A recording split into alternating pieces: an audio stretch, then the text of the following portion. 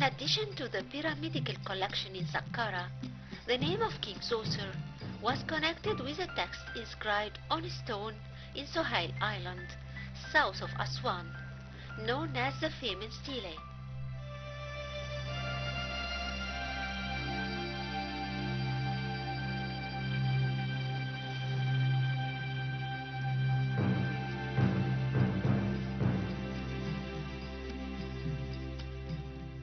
The text tells the story of a famine event that happened in the reign of King Zoser as a result of the low level of water in the Nile for 7 years. The answer came that the village Abu, the capital of the first nome, is the one that prevents the flow of the Nile water. The tale tells that King Zoser saw in his dream Gat-Khnum, the deity of the area, reminding him of his power and control over the sources of the Nile, and that he has to satisfy and please him and ask for his consent. So he endowed to him vast areas of agricultural lands and ordered offerings to be presented to him. It seems that this story, which was written during the Ptolemaic period, showed the fear of the priests of Gat-Khnum from the power of the priests of goddess Isis, which was increasing. Thus, by this story, they wanted to retrieve the sympathy of the Ptolemaic kings, and to prove that the kings, since ancient times, which is in this case the time of Zoser, were keen on their god Khnum.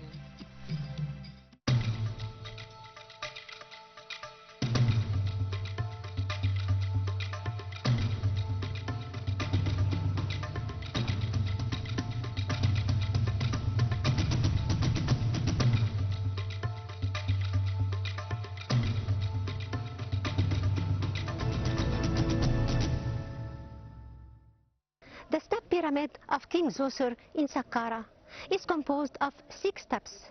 Each one is smaller to the top. The brilliant architect Imhotep thought about building a funerary place for his master, the king, King Zoser. So he started in the beginning by 2 steps. Then the king was not so pleased. So he enlarged the 2 steps to make another 2 steps above them, ending up in 6 steps. Where is the king buried? He was buried under the ground. There are more than 300 chambers cut out in the rocks under the pyramid. That pyramid gave the idea of building complete pyramids to those kings who ruled Egypt in the dynasties that followed the 3rd dynasty.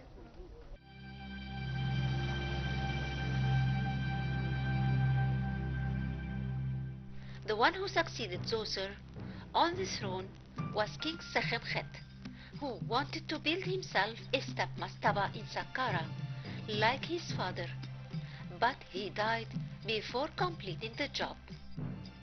That unfinished pyramid showed that the treasury of the country couldn't handle the gigantic expenses, so the advanced architectural step which Imhotep has started backed up during Sekhemkhet, in reverse to what was expected. The last king of this family of the 3rd dynasty was King Huni, who ruled for 24 years. It is suggested that this is the king who started building Maidum pyramid but died before completing it. So, it was King Senefru, the first king of the 4th dynasty, who finished it. The small pyramid in El Kom Al-Ahmar is believed to be his only complete pyramid.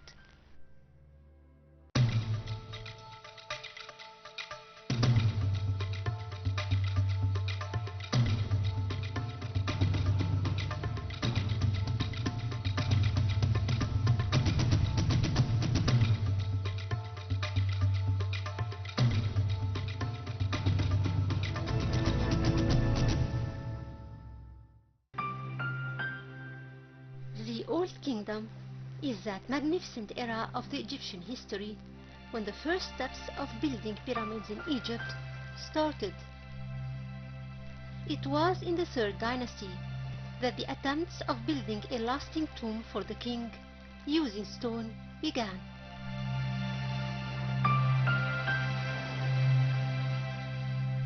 These fabulous projects started from the 3rd dynasty and continued progressing till the 6th dynasty.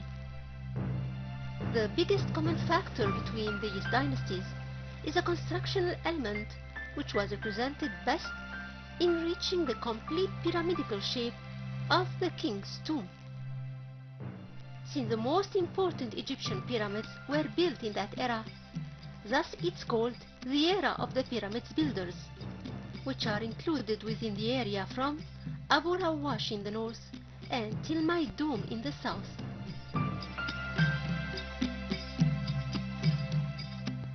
The 3rd dynasty ruled Egypt for more than 70 years through 6 kings who are Sanacht, Zoser, Sekhemkhet, Khapa, Nebkau, and Huni.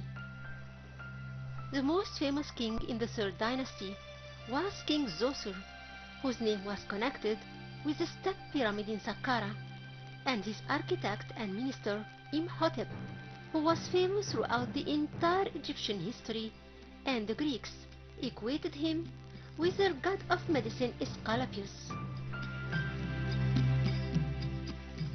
The collection of the step pyramid in Saqqara was a giant jump in the Egyptian architecture, grading from the mastaba style of the tomb and taking it to a larger scale by composing 6 gradual mastabas or steps, decreasing in size to the top, rising above more than 30 chambers of burials dug under the ground.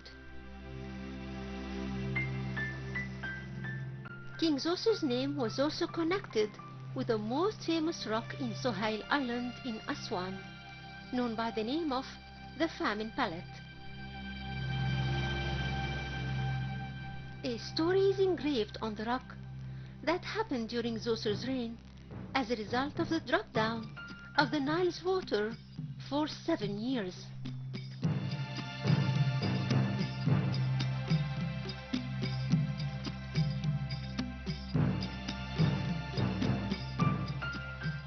The king got upset, so he asked the high priest to check it out and find the reason behind that. The reply came that the village of Abu, which was the capital of the first nome, is the one preventing the flow of the water. The story tells that King Zoser saw in his dream God Khnum, the god of the territory, reminding him of his strength and control over the Nile water. So when Zoser woke up, he believed that Khnum had to be satisfied. So he donated to him massive areas of land and ordered offerings to be presented to him.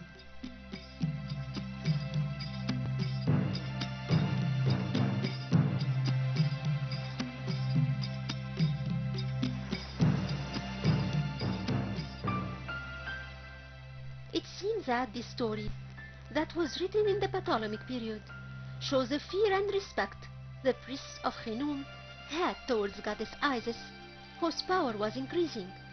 So they wanted, with reviving that story, to regain the sympathy of the Ptolemaic kings and prove that kings of the ancient times revered their god Khnum.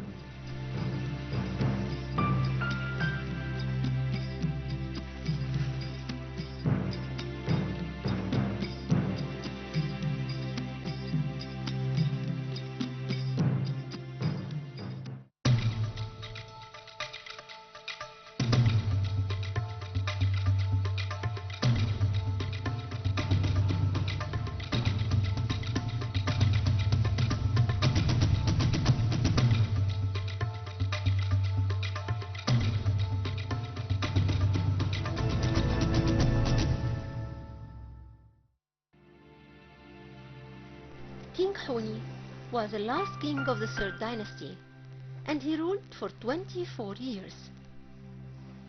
He started building the pyramid of Maidum, but died before completing it. So King Senefru, the first king of the 4th dynasty, finished it. King Honi's other attempt to build a pyramid was here in Elminia Governorate, 7 kilometers south of Elminia city, on the east bank of the Nile.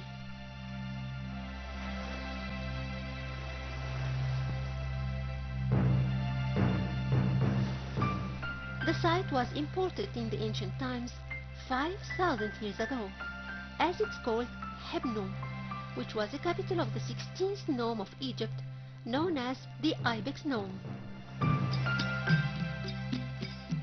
The area is called now El Qom El Ahmar, or the Red Hill.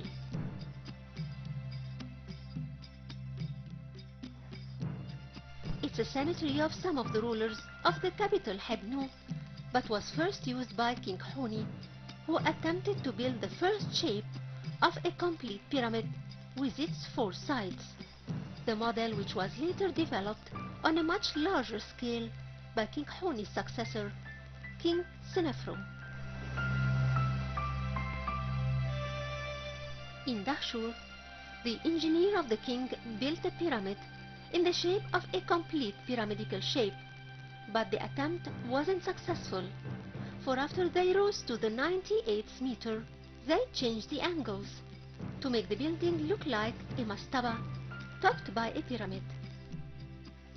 This pyramid is called the Bent Pyramid and still has its outer coating cover. The second pyramid of Senefru was the first complete pyramidical shape achieved when the king's engineers used all the experience they got and avoided committing the same mistakes of the first pyramid.